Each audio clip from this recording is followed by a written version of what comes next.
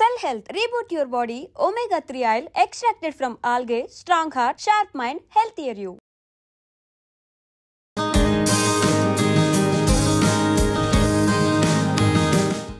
కానిపోయిన తర్వాత 6 వారాల నుంచే 1.5 మంత్ నుంచే నిరభ్యంతరంగా సెక్స్లో పాల్గొనవచ్చు.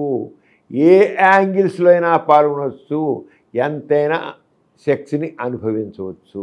6 వారాలు ఆయనకి 6 వారాలే కానీ 6 నెలలు కాదు, 6 వారాలే. 6 వారాలకల్లా మొత్తం అన్నీ లోపల యూట్రస్ కానివ్వండి, పెల్విస్ దగ్గర కానివ్వండి, విజయనా కానివ్వండి, అన్నీ కూడా నార్మల్ స్టేజ్కి వచ్చేస్తాయి 6 వారాలు. అంతేగాని 6 నెలలు ఆకాశపడి 6 నెలలు అంటే కొంత సంవత్సరాలు అవుతారు, 2 సంవత్సరాలు 3 సంవత్సరాలు కూడా అవుతారు. తప్పు. 6 వారాల నుంచి ఎవరైతే పాల్గొంటారో వాళ్ళు చక్కగా ఆరోగ్యంగా ఉంటారు, బిడ్డకి పాలు కూడా చక్కగా వస్తాయి. అంతేగాని 6 నెలలకు ముందు సెక్స్లో పాల్గొంటే బిడ్డకి పాలు తగ్గిపోతాయి, చంటి బిడ్డకి పాలు లేకుండా పోతుంది. ఈ తల్లి మహాతల్లి సెక్స్ మీద మోజుతో సెక్స్లో పాల్గొంది, పిల్లలు పాలు లేకుండా పోతాయి, దీనికి బుద్ధి లేకుండా ఉందని మాట్లాడే మనుషులు కొందరు ఉంటారు. అలాగేం లేదు. సెక్స్లో పాల్గొనాలి, ఎట్టి పరిస్థితుల్లోనూ బిడ్డకి పాలు తగ్గిపోవు, ఆమె ఆరోగ్యం చెడదు. ఒకవేళ ఫోర్ ప్లేలో భర్త ఆమె వృక్షోజాలు నోట్లో పెట్టుకుని ఆమె కొన్ని పాలు ఆమె నోట్లోకి వచ్చేది జనరల్గా రావు. బిడ్డ నోట్లో పెడితేనే బిడ్డ తన నోరు పట్టితేనే పాలు వస్తాయి, కానీ భర్త నోరు పెడితే వచ్చినా ఏమి ఆ పాలనే భర్త నోటికి రావు. దానివల్ల ఆ పాలు ఎండిపోవడం అంటూ ఉండదు.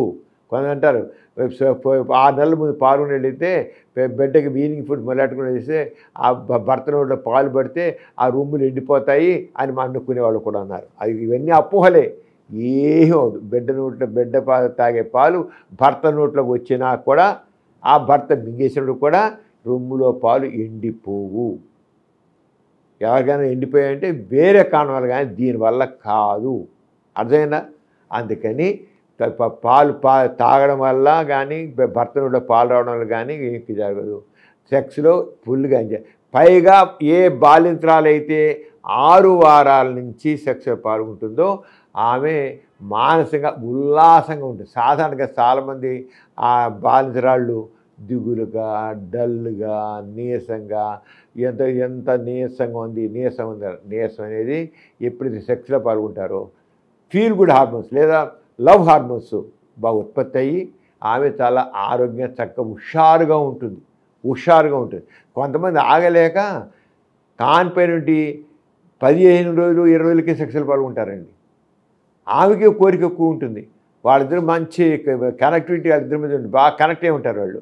అంతే 1 లాక్ సెక్స్లో పాల్గొంటారు. అమ్మో ఏదో అయిపోయిన భయపడుతుంటారు. ఏమవుదు. ఒకవేళ పాల్గొన్న 10-15 రోజులకి సెక్స్లో పాల్గొన్నా ఏమవుదు. కానీ అక్కడ ఇంకా కొద్ది పచ్చి అంటాం, దాన్ని ఇన్ఫ్లమేషన్ అంటాం.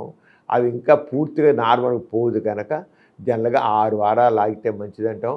ఒకవేళ పొరపాటున కాదు, వండలేక వాళ్ళు పాల్గొంటే ఏమి కొంప మునిగిపోదు, ఏమి అవ్వదు.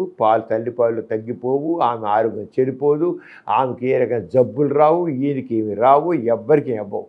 కానీ జనరల్గా 6 వారాలు అయితే మంచి, తల్లికి ఏ బాధ లేక. ఎందుకంటే ఒక్కోసారి అది ఇంకా పచ్చి తగ్గపోవడం, ఇన్ఫ్లమేషన్ తగ్గపోవడం వల్ల దానివల్ల ఒక్కోసారి కొంత బాధ అనిపించవచ్చు, లేదా సరిగ్గా కొన్ని ఇన్ఫెక్షన్స్ లాగా అవ్వచ్చు. కానీ అందుకని అది పూర్తిగా నార్మల్స్ వచ్చేసినట్టయితే ఇక ఇన్ఫెక్షన్స్ రావడం కానీ అలాంటివి ఉండకుండా ఉంటాయి. అంచేత సైంటిఫిక్గా అయితే 6 వారాలు చాలు. డెలివరీ తర్వాత 6 వారాలు చాలు. 6 వారాల నుంచి మామూలుగా సెక్స్లో పాల్గొవచ్చు. 6 నెలలుగా ఆగనవడం అవసరం లేదు. ఎవరైనా చెప్తే తప్పు.